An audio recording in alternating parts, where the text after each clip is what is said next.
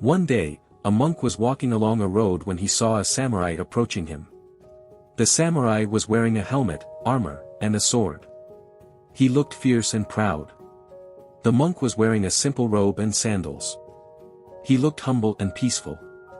The samurai stopped in front of the monk and said, "Monk, I have a question for you. Tell me, what is the difference between heaven and hell?" The monk looked at the samurai and said, "You are a fool. You call yourself a samurai, but you are nothing but a brute. You have no wisdom, no compassion, no honor. You are a disgrace to your profession. You are the lowest of the low. You are hell." The samurai was enraged by the monk's words. He felt insulted and humiliated. He drew his sword and raised it above his head, ready to strike the monk down. He said, "How dare you speak to me like that? You are a worthless worm. You have no right to live. I will kill you and send you to hell." The monk looked at the samurai and said, "That is heaven."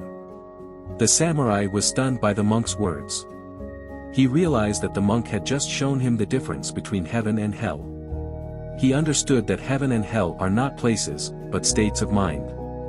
He understood that he had created his own hell by letting his anger and pride take over him. He understood that he could create his own heaven by letting go of his anger and pride and cultivating wisdom and compassion. He felt ashamed and grateful. He lowered his sword and bowed to the monk. He said, "Thank you, monk. You have opened my eyes. You have saved my soul. You are heaven." The monk smiled and said, "That is hell." The samurai was puzzled by the monk's words. He asked, "What do you mean? I have just thanked you and praised you.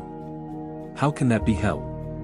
The monk said, "You have just thanked me and praised me, but you have not changed yourself. You are still attached to your ego and your opinions. You are still dependent on my words and my actions. You are still seeking my approval and my respect. You are still in hell." The samurai realized that the monk was right. He understood that he had not truly learned the lesson. He understood that he had to change himself from within, not from without. He understood that he had to find his own heaven and hell, not rely on others. He felt humble and determined. He said, "You are right, monk. I have not changed myself. I have to find my own heaven and hell. I have to free myself from my ego and my opinions. I have to stop seeking your approval and your respect. I have to respect myself. Thank you, monk. You have taught me well. You are neither heaven nor hell. You are a teacher." The monk nodded and said, "That is heaven."